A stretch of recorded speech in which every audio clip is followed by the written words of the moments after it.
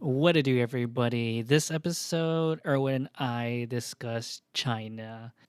And this episode really isn't about bashing China. I mean, we make fun about it, but I mean, if we get banned, cool. I mean, whatever, we deserve it. We're talking shit. But one of the questions I want you to be asking yourself while listening to this episode is that do we have a cost? I mean, like, how much money would it take for you or me or anyone else to break our values? And then I think that's a really important question. Also, one other thing before we begin is that I'm usually really good about citing other articles, and I completely forgot this one. There's a quote I say in the podcast, and you'll hear it later, but it's actually from I got that quote from an article, a Vox article by Matthew Iglesias. It's a really good article. Again, I'll link it in the show notes. And yeah, I just don't want to take credit for what I didn't say because I don't want to think it's like OG content or anything coming from me.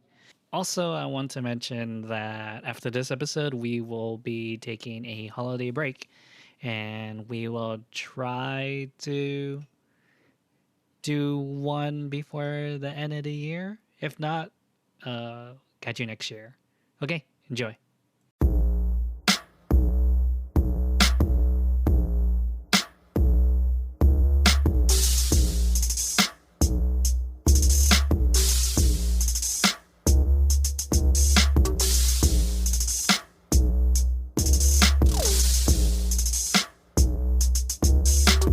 What's up, everybody? This is the Difficult to Please podcast, episode 23. Yes, 23.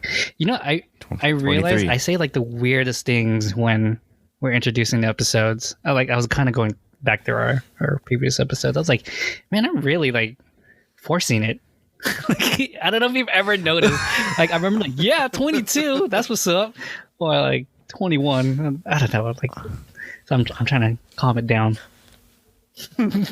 Oh, so you're trying to bring the levels up? So I don't know. Like, it's a good like gimmick. I don't care. Like, Yeah, I don't mind I feel it. like I'm Whatever. like super fake about it because like it's not that like I'm purposely doing it. It's more like, oh, I don't know what to say, so I'm just gonna act super like out there about it. I don't know. Who's episode 23? That's what's up.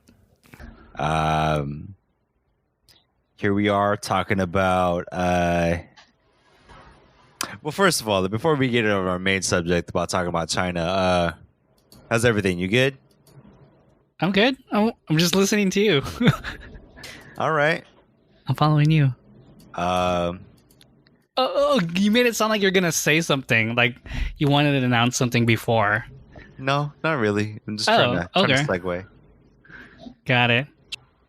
Did you know that? Sorry, just a random point, real quick. Yeah. Did you know that OpenAI released their transmitter app, Talk to Transmitter, like a full version of it? So what does that mean? Oh, so do you know the quick story about it? No, that's why I'm like, what does that mean? Oh, so it's basically an AI who can write. You can write literature, you can write like papers, or it can write whatever. Like it's kind of controversial in a way that people are worried that they will use this and abuse it to speak like a politician and like declare war on a different country or something like that. Oh, like the deep fakes? Yeah, it's like gotcha. a written deep fake kind of thing. Oh, okay. So yeah, so they really like they hesitated for a few years and now they full on like released a full copy of it, and like they're like being very very aware of like any potential fakes out there. Huh.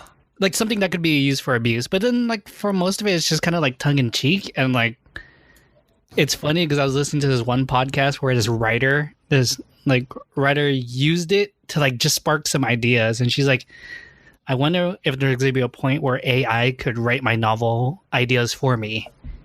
So it's just kind of interesting. Yeah, so that's what's happened in the last week. Well, did you know? Did you know, but how much is China putting into AI? A lot? A lot. No, definitely a lot. They're second behind the U.S. and they're. Do you remember the whole video I sent you with Oh yeah, our AI fucking yeah, robots. Yeah, okay, I remember that reference back to that episode. But yeah, no, they're investing a lot, and they can gather a lot more information than we can because a lot less regulations. That's it. So today's topic, obviously, cash rules. Well, China rules everything around me. She brings me money, dollar bill, y'all. Xi Jinping. Winnie the Pooh. Oh shit! You're just really gonna go throw the whole thing out there, huh? That's tight. No, I mean, okay, well, in talking about China and in everything, there's just so much that that intersects with our kind of podcast topics. So when it comes to this, it's very like you have to joke about it because otherwise you get like stale. Because Blizzard has said something about it, about China. Man, everybody said something about the NBA. South Park. Yeah. Who else? PewDiePie. Donald Trump. Trump. Everybody's gonna talk about China. It's nuts. You can't stop it. It's dumb, but everyone's like taking a jab at China, which is like hilarious in a way. And like PewDiePie said it best, China is like that one person on Twitter who can't take any criticism, so they just block everybody. But then it's like they only have like the 5 friends that they follow. So it's like, okay, it's like China and China. Just kidding. It's like it's not just China. It's like China only follows people in Hong Kong, and that's it. That's that's fucked up. But okay. They only follow Ai Weiwei. Damn. We're trying to get banned, bro. All right, man. Just you don't have to like make fun of China that much. All you have to say is like, "Yo, China has so much influence that they're using globalization as a way to push their policies on others." Man, fuck that. That's crazy. Like, it's crazy how like money can influence like people's policies and stuff like that. You know what I mean? It's like Citizens Apple United. Okay. Huh? No, I'm saying Citizens United, but okay. Yeah.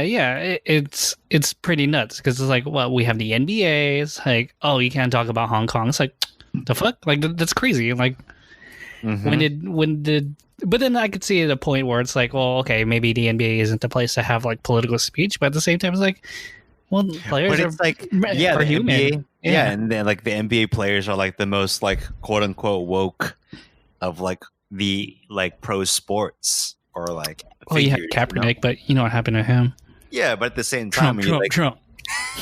You have like LeBron James, who's in a predicament, right, where he's very like pro social justice and innovating programs to better youth and other folks out there. But then at the same time, he's been very quiet about Hong Kong after the whole ordeal like a month ago. So it's like it's an interesting situation. Yeah, because in the end of the day, it's kind of like, well, who pays him? Well, I'm not saying like China pays him directly, but China is like they're contributing to his salary kind of thing. So it's kind of like the deal with Nike and like the products of like the NBA inside China is like so large. So like, yeah, it's hurting his LeBron to say something about Hong Kong is hurting his paycheck.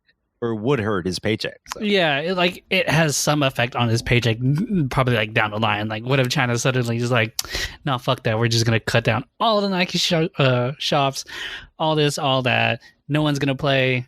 No one's gonna watch the NBA anymore, and we're just gonna invest all our time into the Chinese basketball league. And which Jeremy I know Lin. nothing about. We're just gonna put Jeremy Lin on the top. That's it. Is Jeremy Lin actually playing in China? Yeah, so like he made a What? yeah, that's what I'm saying. Yeah, because like he made a big ordeal that like after he won with the Toronto Raptors, like no one wanted to sign him. Like he couldn't get a deal anywhere else, so he was like, I gotta play in China or whatever, you know. Oh, word. Oh, give me the quick backstory on this, the TLDR on this. Um, that is the quick TLDR. Like he made a big deal. Like So he he couldn't played get on signed. Raptors. He won. He won, did the whole parade with Kawhi, and then during free agency, he couldn't.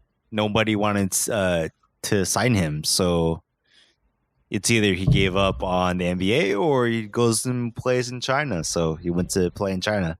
Damn. China signing paychecks. That's what's up. Well, I mean, yeah. Well, But you can't fault him. Like as an American citizen, you can't really fault him too, because it's like if that's he's where kind of just working. yeah, it's like if that's a job, you know, like if that's something that you still are passionate about, especially if it's a sport and if you have an opportunity, granted it's not at the highest level, like, but if you want to still play and give yourself a shot and play a game and get paid for it, then go for it. Like, do your thing, man. Yeah, that's what Hong Kong's doing with Hearthstone and Overwatch. So that's what's up. Well, going back, I mean, BlizzCon was it last week or a couple weeks ago? Where it was last weekend. Yeah, it was only last weekend. Where the player who criticized the Chinese government, Blizzard reversed the permaban, and he instead got half a year ban. That's so stupid. I mean, even after listening to like that president's like speech or apology speech, it's so disingenuous in a way, because not once did he mention Hong Kong or the players or something like that. All he said was like, that's our bad, we could do better, we're supposed to unite people, sorry. And it's like, yo, come on, man, if you're gonna make an apology, make an actual apology. Like if you're gonna stand up for like the company's policies, like say it, man. And that's why I thought like his apology was so half-ass in a way. And yeah, and that's why like China, even though it's like they're the butt everybody's joke, and they take so much criticism, and there's like growing movement outside of the US about how they treat people, not only Hong Kong but like the Uyghurs, Tibet, yeah, how what they're trying to do to Taiwan, etc. and this stuff they do in the South China Sea and creating their own islands, whatever, right? So all that stuff, like they're shooting shit in the Philippines. Exactly. All this really weird shit is like, but you can't take it like like you don't want to free your people, right? Or people who want real democracy, whatever, you know, like. It's a really interesting predicament, for people of Hong Kong, because of their situation. Because for the longest time, there was this like free Tibet movement, but it's like that fizzled so fast. Yes, and then it's like right now with this whole free Hong Kong movement, it's like it's more vocal, it's different. There's the internet too. I don't think like Tibetan monks could be like, yeah, we gotta tweet this out. Hopefully someone backs us up. I forget what. I'm gonna tweet something. Hurry up. Was it like Vox or somebody or Daily Show where like during that like free Tibet moment in time, there was like hella movies about Tibet and like being Buddhist in the mountains? No, that sounds like a weird. I don't know if it was Vox or something. I just remember something visual where like there was a time where like I don't know, whatever. But yeah, I don't know. Like Hong Kong has done so much for China, I think, than like mainland China has. Like I don't know if mainland China is taking more credit or what, but like Jackie Chan, Jet Li, come on, man! Like that's like peak Hong Kong cinema. That's like. Yeah, no, for sure. No, I agree. Because like they're the ones who had like the deepest connections to the West and whatnot and all that too. So it's kind of like everyone's kind of like more modern view of China with like those action stars and stuff. You know what I mean? Yeah. Like no one knew about like the communist side of China. Like they thought Hong Kong was China kind of thing. Like for the longest time I did too. Like I was like, oh, like Jackie Chan, Jet Li, all those like actors, like those are Chinese people. That's mainland China. But then like later on I found out like that's not mainland China. I'm like, oh shit. You know, I'm actually curious about how they see the whole thing. Like, have you followed up on any news about like what Like what the celebrities? actors are saying? Huh? No, not really. I think I've the things I've read are like everyday Hong Kongers. I don't know, like what do you call the people of Hong Kong? Like just Hong Kongians? Sure. Yeah, Hong Kongians. Hong Hong Kongians. Kongers? Hong Kongers. I don't know, like yeah, yeah, like I haven't seen any like maybe that's like a whole like a different thing, like the whole like mainland China is trying to like do as much as they can to control the narrative around Hong Kong, but Right, because they want Yeah. like a one China kind of thing in a way. It's like they want to make sure like if you say Chinese, you're including all of them. Like you don't separate Hong Kong from like mainland China kind of thing. but what about the Uyghurs though? Dude, yeah, no, you look. That's fucked up too, but whatever. Yeah, I know. That needs more. Like even like a lot of like national news outlets are saying like, dude, like we should be talking about this, but it's so Yeah. hard to because time slot, blah blah blah. Yeah, it's like well, TLDR for those who don't know, it's Uyghurs are the Chinese minority they're Chinese Muslims who are, primarily live in Western China, Correct. and the Chinese government has rounded a lot of these people up. Intern camp into- them, yeah. an intern camp under the guise of Re-educating. re-education. So take that as you will. That's what it is. Right. You know, thinking about now, like, okay, so in more Thinking recent about news, now or thinking about Mao? now, like NOW now. Anyways, so I was just reading some news about in Overwatch. They're getting ready for their World Cup, and there's a Hong Kong team who made it, or a Hong Kong team who's participating. And like, wouldn't it be some shit if they won? Oh yeah, that's gonna be So great. That's you funny know, as at the fuck. time, like if they win it, like what are you gonna do? Like China's gonna be like, nah, you can't give them anything. And so like, what if like if they did win, Blizzard's like, oh, you're disqualified. Sorry. So like okay, so just like to go back to like to our main argument of like our main topic of like China ruling everything, cash rules everything. It's like what happens? Like what's the end goal of like having a foreign country dictating these like American businesses and American products? You know, like what does that mean for us? I think for us to be on the more serious side, what it means is that now we know what it's like to be on the receiving end. Because in the like, if you think about it, we've always been on like the positive side of it. We've never been on the receiving side of it. Like, for example, like this is basically globalization to its finest. You know what I mean? Like, it's always the strongest country that's going to push their values on other countries. Like the US and Russia did, you know, that's why there was a spread of communism and like democracy. And then like when it comes to economics, it's always like US like trade policy, or now it's like always it's either US trade policy or Chinese like trade policy now. Like we're basically now like we're living in an era where oh shit, we're now competing with another strong economic country. It's like, and this is the reality of it. Because if you think about it, like there are so many times where US companies will go to different countries and kind of basically tell them like, hey, this is what you should do, this is how you should do it, and we'll take this much of the cut. Like that was like American capitalism overseas. So now like China's saying like, okay, we'll invest into you, we'll give you all this money, but don't talk shit about China. Like That's their That's deal just now. like, So yeah, that's just like the weirdest shit. right. So this is like in a weird, a different type of like this is like an economic cold war for us kind of thing. You know what I mean? So I wonder if this is how our parents felt, like saying like, oh, we can't talk about community so much, or we're going to be accused of being communist or something. You know what I mean?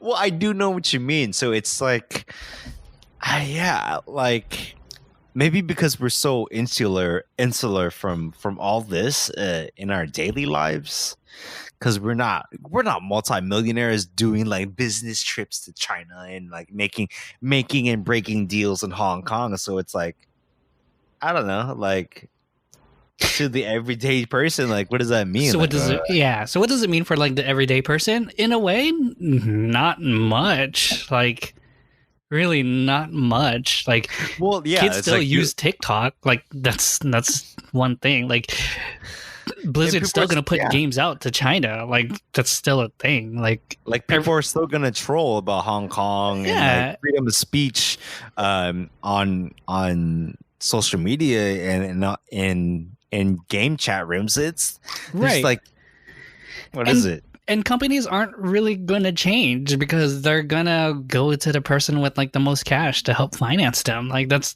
the reality of like capitalism. That's just what it is. Like China doesn't like cheap manufacturing like costs, so that's why companies go there. It's like, it only makes sense, right? If you want to expand your business, export your shit to China, and like your business will grow, kind of thing. And it's so funny when people are like, "Oh, bring jobs back to China," kind of thing. It's weird because it's saying, like, even Apple said, it's like, "Hey, if we bring everything back to China, everything's going to cost more because our standard of living is higher here." You know what I mean? Like there's more regulations, more rules. People need more to live by, and like it just doesn't work out for companies. Yeah, and it's just gonna be interesting how it's gonna be in the next 10 years, let's say, for China's like export of like cultural, I guess, norms through whatever businesses and like cash, I guess, right? Because like you see this are like a little bit through like Korea, through Korean culture and like how like a lot of what they do, or how a lot of the culture is exported through K-pop, right, and K-dramas. So what does that mean for China? Like, what does that come with? What comes along with playing Blizzard games, right? And this huge investment of Chinese money or whatever, you know, like not to be like, I don't know, whatever, like not being like insensitive to Chinese issues. So it's really interesting what that's going to mean in 10 years. So in the long run, I don't think China wins this war in a cultural kind of thing. Like in terms of like Chinese spreading like their values to other countries, in the long term, I don't think it's going to work. Just in the way, like in the U.S., it kind of doesn't. Like Chinese work. rappers, like, are you saying like, oh shit, 88 Rising, 88 Rising's company, fucking, oh man, that'd be so sick. No, what I'm saying is like, in the long term, like what China believes in, like their policies about the government and stuff like that, that's never gonna fly worldwide. Like there's gonna be eventually someone's gonna be like, nah, I don't believe in that shit. That's against my values. We're not gonna do this anymore. Kind of like how people are kind of doing that with WeWork in Japan. It's like some people are like, nah, we're not gonna do that shit anymore. Gonna die soon, bro. Huh? WeWork is I know, gonna die. But I'm just saying because like, not with WeWork. Sorry. What's that one company? SoftBank's investment to like all these different companies. Like now people are kind of like waking up about it and be like, no, we're not gonna fucking do that anymore. Just because like WeWork had so much money, like people are started to resist and push back against SoftBank, and I have a feeling that's what's gonna happen in China. I mean, it happened in the U.S., right? Like everybody from the Cold War is not kind of pushing back against the U.S. now. Example, Turkey, but you know what I mean. Shit, Like man. people are eventually gonna like said like, no, we're not gonna be bullied around anymore, and we're gonna like kind of stand up for like what our country's values are, and like that's everyone and like it's gonna happen in the U.S. this way. People are gonna be like, I'm not buying shit from this company anymore. Because consumers are the main reason why companies make profit, right? And if you don't have customers, basically what I'm saying is like we're gonna bankrupt these companies into like changing their morals, like because in the end, So no more Huawei. We're just gonna like Huawei's not still buy gonna Huawei, exist. Huawei's not just not buy gonna exist, Lenovo. huh? Lenovo. What else is Chinese? Some of them you gotta be careful. Some of them are Taiwanese.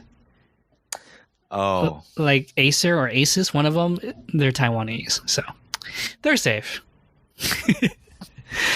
And they make good phones. I'm just saying, they made a good HTC phone. But what I'm saying, yeah, but in the end, like if you think about it, business is all about making money. You know what I mean? And it's like, it's up to the consumers. It's up to like us to like eventually put our foot down and be like, nah, man, like enough's enough. Like, you're not like standing up for like stuff I believe in. so do you think all this would happen before the full transfer over from Hong Kong being this weird semi-independent state to a back to mainland China by 2047? 2047. I don't know. I really don't know. I don't know either. In a way, it's because Hong Kong is essentially China. You know what I mean? Like that's for Chinese. sure. Like China's trying to just kind of like get their country back, or get that part of the land back to them that was taken from them in the first place. Mm-hmm.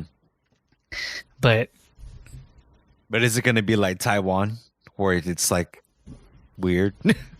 Or is it too like if China can't take Hong Kong, then it's going to eventually be like Taiwan.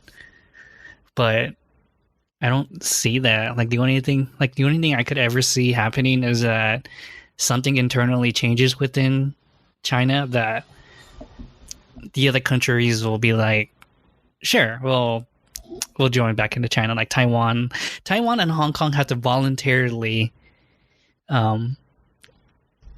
want to be integrated back into China in order like for China to have like their country back kind of thing. You know what I mean? So I don't know whether that's with a different leadership or like Xi Jinping he like somehow compromises with one of them or changes ideas or something. Right. Like that's the only thing I can imagine happening, because I think if the moment Xi Jinping starts like putting out military stuff out there, people are gonna notice, man. We might head to like another war kind of thing. I could see that. Like, but then like for the last 20 years, right? There's been like this semi-Cold War with like the idea that Taiwan can like go fully independent or whatever. So it's, I don't know. It's like when it comes to China and the amount of the economy, I think there's some suspect things about how they grow on the mainland, right? Like you see these documentaries of these like what is it? They're putting up buildings and roads that make no sense, or like most right, like these buildings don't house anybody. They're putting like these really weird investments in the farms, and they're trying to overdevelop. But it's like, okay, like, so you think they're kind of like inflating their stock kind of thing? I mean, they could be. Yeah. I mean that could popular be the practice, but yeah. Well, especially if the government controls the economy, you can do what the fuck you want. You can print more money. No one's gonna really fucking know. Right. Do you think that's what China's doing right now? Because like they're blowing up so much. Do you think eventually it's gonna be like China's growing way too fast, and like people are, like economists are like predicting that it's gonna pop someday. The way I like to think about it is like in StarCraft. It's like yeah. Bring it. Let's bring more Blizzard influences today. Suck it, Blizzard. Let's go. So like right, like when you start the game in a multiplayer map, you have your base, right? And you're gonna build your base. You're gonna have you're gonna Not mine enough the minerals. minerals, and that's Insufficient fine, yes. vespene But gas. however, like you're gonna end up running out, but so you're gonna end up having like this expansion of like your base. You're gonna send I'm going to use Terran, for example. You're going to send your SCVs. Good to go, sir. You might lift up and send your command center to another like close mineral center. But at the Okay. same time, it's like by the time you're mining two bases, you're going to deplete the stuff at home. So that's where I see is like, okay, you see this Chinese foreign investment in like in Africa, and I can send links, whatever, to from like Vox articles or In whatever. the Middle East too, yeah. Yeah, and like there was another one I saw too. It might have been was it India or Singapore? Maybe not Singapore, but it's pretty much their help. They're investing so much money, kind of. Like I remember reading the same article. It's Cambodia. I just remember that's what it was. It's Yeah. Cambodia because I saw it from the David Chang show. Nice. Shout out to David Chang. David Chang out here. No, but saying like, so you're gonna deplete the stuff at home. It's like at what point you're gonna be like too much expansion in this like neo-colonist way, like yeah, you can have the resources and investments somewhere else, but like you have this really weird situation at home, right? Where you have too many fucking like, you have too many Marines, you have too many. Yeah, you're mining too much. The resources are going away. In a way, yeah. No, that's kind of what's happening, right? That's why they're expanding land. That's why they're making all these weird trade deals with like different countries, basically saying like, oh yeah, like you can take a loan from us, but if you can't pay it back, you can pay us back by letting us stay here for 30 years. Like that's their weird things they're doing in the Middle East too. It's like they're investing all this money to like different countries, and they're saying like, oh, if you can't pay us back, just let us stay for 30 years and we'll be good. That's their payoff. So it's yeah, we'll see how this is supposed to happen. I don't know, like the last 20 years, the economy was supposed to fail in China, but obviously it didn't. It kept going up. It's still going up. So it's like I feel like at this point in time, there would have been like this uproar of like the one child policy, but like not like everyone's been okay with it, right? Like it's not everyone, but like the world's been like, oh, it's they can do whatever they want. It's cool. One child policy. Hey, it benefited them hella. You know what I mean? Like since they had the one child policy, the parents could focus all the money on one kid, and that kid like would do successful things, and you know that would grow the economy. You know what I mean? Like it's kind of helped that one child policy. Like, what if at the end of the day, like that's Chinese like angle for everywhere they go? Like, oh, you can give this money, but you got to start doing policies about one child rule. Damn, that'd be crazy. But then I wouldn't think, to be honest, I don't think China would be the one who like do that. I think that's gonna be like overpopulation control kind of shit right there. That's gonna be like what's that one dystopian, Children of Men? I haven't read that one, but I've been really into like science dystopias lately, so I'll check that one out. China. But then, you know, in the end, China's good for business because companies can go there. Apple can make their phones there. Blizzard can sell their revenue there. Whoever. It's a market, and I understand why it's profitable to go there. But there will be a point where people back home, whether it's like in the US or Europe or like South America or wherever, where people would be like telling their like those companies like, dude, we're not gonna buy shit from you anymore because you're bending over backwards for like shit we don't believe in, so we out. And that will force companies to be like, all right, China, we can't do this anymore. Peace. It's going to be interesting to see how, yeah, like you say, like culture around the world and where, you know how like was it in the Arab Spring, like all these kind of like populist like movements were saying like dictators gotta go. So it's like, what's it gonna take for as a movement, as a culture, to be like people to not take Chinese money, to not buy into companies or all that? Right, because we're in a time period where everyone in the world, they're fucking protesting. Everyone's mad about something. Everyone's like Yeah, upset with the exactly. government. Everyone's upset with like companies or something like that. And like in a way, China's next. And Hong Kong is like the start of it. China's next. So what does that mean for like Bape? So like, Yo, Bape though. Nico's gonna be like, I'll buy that company back. I'm just saying. I'm just kidding. Nah, he's already doing good with human made, so whatever. um, Unless that's made in Yeah. China. Do you know if that's made in China? questionable. Yeah, I mean, it's, I don't know. I this is like, I don't have a shitty segue for anything. But okay, real quick, just before we wrap it up, do you could you imagine a world where people just straight up say, hey, fuck it, we're not gonna go to China for products anymore? Like if everything became like made in the US, made in India, made in Bangladesh, you know what I mean? Like made in South Korea. Like, do you think we will ever get to that point where people just take ownership of their own manufacturing? No, because if we're gonna deal with like this capitalist system and this globalization of everything, like somebody got to make it for cheaper, unless it's gonna be robots. It's robots. It's definitely robots. That's what happened to Ford. That's what's happening to GM and all that. It's all robots. Yeah, then I mean, because the only way Robots are gonna bankrupt China. Because okay, at the end of the day, it's like, okay, well, the reason why Toyota or like anybody who builds like, let's say Japanese cars build plants in America, it's like, well, it cuts costs from shipping an entire car, right? Correct. From Japan to America. So like, why not just build a plant in America and then ship your car from American plants? So like, I see that, but it's like, okay, like, I don't know if any like American cars are being sold in fucking like China anyways. So Well, Tesla's there now.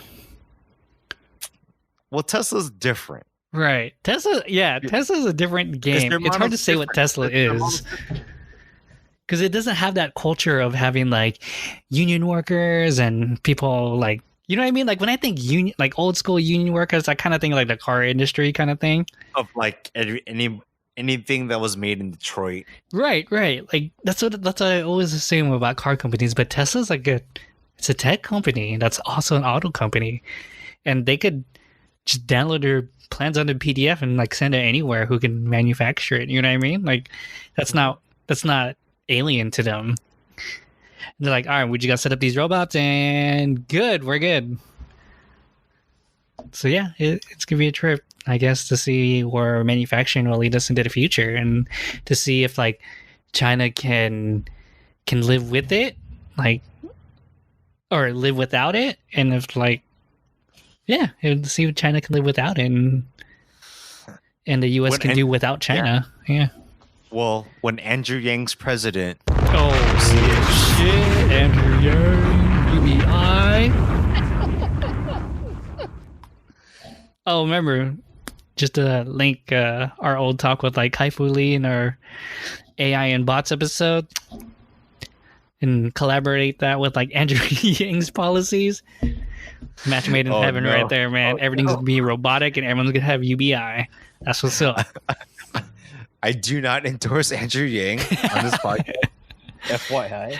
I don't either, but he has good policy. He has some interesting policies that I think people should read. Definitely the UBI one was like a changer for me because I used to be anti-UBI, and then hearing Andrew Yang's version of it, I was like, huh, interesting. I didn't think of it that way. Gang. Hello. Whenever I'm cleaning the room or on the drive home, I like to listen to either a lot of podcasts or audiobooks. And Audible is actually the leading provider of digital audiobooks with over, like, they have a bunch on their inventory. Like it's crazy. You could find a lot of stuff from like nonfiction to fiction, and like I kind of dabble in both. And right now, you can start a 30-day free trial for one audiobook and one original, Audible original. If you head over to audibletrial.com/difficult to please. I want to recommend one. I just finished Simon Sinek's The Infinite Game, where he explores like the different mindsets or the two different mindsets that businesses, teams, and individuals tend to have. And he kind of expands on the finite and infinite games popularized by James Cars. And one of the big lessons I took from this book was that our purposes and values must be flexible to adapt to future circumstances. And sometimes they say, don't fix what's not broken. But sometimes you have to in order to preserve your values and stuff like that. Know what I mean? Survival of the fittest, son. I'm just kidding. Uh, so head over to audibletrial.com/difficult to please to start your 30-day free trial. Thank you and peace. What we're hype on? How do you I don't know. what did you I name still the don't have segment? I don't have a name for our new segment yet. Sure, what we're hyped on. I guess I'll go first. Good. So I got my Pokemon shirts in today, and I'm super.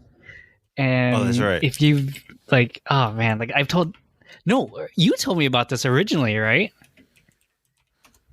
You told me about these Pokemon shirts, and then like I thought you told me about it to check it out, but sure. one of us told each other I'm not gonna about it, take credit.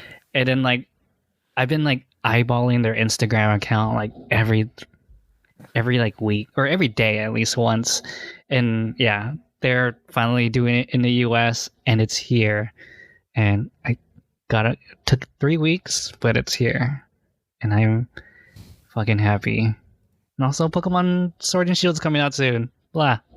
So that's one thing I'm excited about. Oh, okay. We went hiking last Sunday, and there's this spot over by the Columbia River, about 45 minutes away from downtown Portland, and the place is called the Bridge of Gods, or the Bridge of Gods. The Bridge of Gods, Man. Gods of Bridges. Yeah, that sounds very like that. Greekish. But yeah, go ahead. This is tight. There's this fish shop, and then they sell native caught salmon. So Back like to the salmon. like, all right. So they're like tribal. They're from not from the tribe, but Let's say tribal they have salmons. the blood. Like they're Native American. Okay. And that fish, like the first time I've had like king salmon, like filleted and cooked it on my own. That's the first time I cooked it. I'm like, yo, the fattiness of the salmon is so different from just regular salmon. I'm like, holy shit, this. Are we talking about like regular buttery. salmon from like the store, or like regular like organic salmon, or whatever that you want to call it? Yeah, like whatever species you find, like king salmon, Chinook salmon is like there's like a upper echelon price point for that. There's a higher price point for it. Oh shit, really? Yeah, and I just got the fucking like really just one like fillet, like a barbecue, like throw it on the grill kind of salmon. And it was like $10 for the fillet, and I was like, holy shit, like that piece, like you can buy it like that same piece at like Target or wherever, right, for like $8 for farmed, or probably like $12 for organic wild shit. And this was like in between. It was like a $10 piece, and it was just like the quality of the cut. I was like, oh shit, like, oh okay, I see how it is now. Yeah, this is way better than store bought. Yeah, it was way better. That's good, man. Like, this is great. You're excited about salmon cuts. Salmon. That's tight. Made salmon chowder the other day. How much of the salmon did you buy? Just enough. but not like $60 worth. I just made like it was like there was like $15 worth of salmon. So okay, I'm gonna randomly jump back on my topic for a minute. Yeah, good. So how do you feel about like when like gaming companies or something like that they start like dabbling into like adult wear? You know what I mean? Like that Pokemon dress shirt for me is like it's so sick because it's like paying home, like it's like making you remember that like, oh, I guess I'm like still a kid, but I'm also adult. You know what I mean? Like if like by like even Galleon did this too with their adult line and stuff like that too. It's like is that you think that that's a little bit more acceptable now because it's kind of like it's not as subtle. It's not like me wearing like a sweater that says like anime thing, insert quote here. Like it's just like a picture. It could be like a small pin or like a patch or something like that. Like, do you know what I mean? Like, is I that get what you mean. is dope? Like, is that gonna be like the future? Like, is it gonna be like in the future? Like, kids are wearing like Overwatch pins or Overwatch like dress shirts or something like that. Blizzard dress shirts. Would you? I think right now we're at a point where if because I feel like everyone's confidence is so like sky high when it comes to like dressing, Yeah. right? It's they're like I'll give a fuck, like I'll just like they'll have that attitude, and where we are now with fashion and professional wear, it's changed so much. So I think it's not weird anymore. I Right. think it's But there are limits, it's though, part right? of, I think there are limits into to whatever field you're in. Yeah. Like I can't straight up cosplay a Gundam outfit and be like, "This is my suit to work today, guys." Like I don't like I'm not gonna expect my lawyer to wear Pokemon shirt.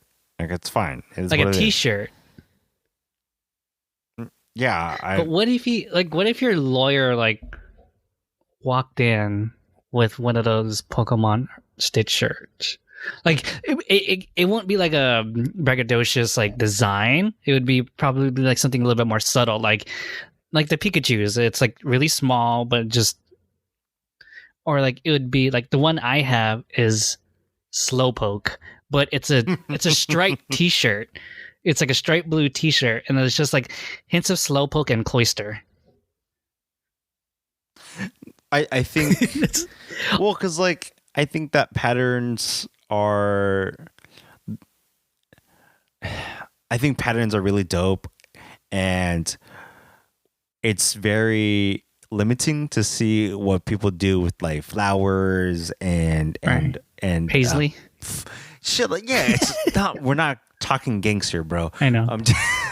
But I think you gotta keep pushing fashion to be like, okay, like let's throw in fucking Pokemons. Like fuck it. Right. Yeah, like the one I have right now. I ordered a Jigglypuff, but it's done. The pattern's done in a way where it looks like a plaid T-shirt, and it's tight. It's fucking dope. It's like one of those things where you like, when you know, kind of thing. Exactly. Yep. Oh shit. All right. Yeah, that's it for me. I like that segment. I get excited. Yeah, I haven't been hyped because I'm trying to save more, so I'm not really like trying to get hyped about other things. Yeah, lately I told myself I'm not spending. I'm not. I spent too much lately, and I need to tell myself to stop. I agree. It's all good. It's not all good, man. We're adults. How am I supposed to get up there if I'm buying Pokemon shirts? I mean, you don't have to be like Gary V about it, but yeah. Oh, true. It's like what is it? Ramit Sethi. Just if you fucking like it, just figure it out on your budget, man. Yeah, that's true. That's how like I'm rationalizing it in my head. I'm like, I like it, but I should be saving at the same time. All right. Thanks for listening. Remember to like, share, subscribe, leave a review. Yeah, this has been episode 23. Bye-bye. Thanks, guys. Peace.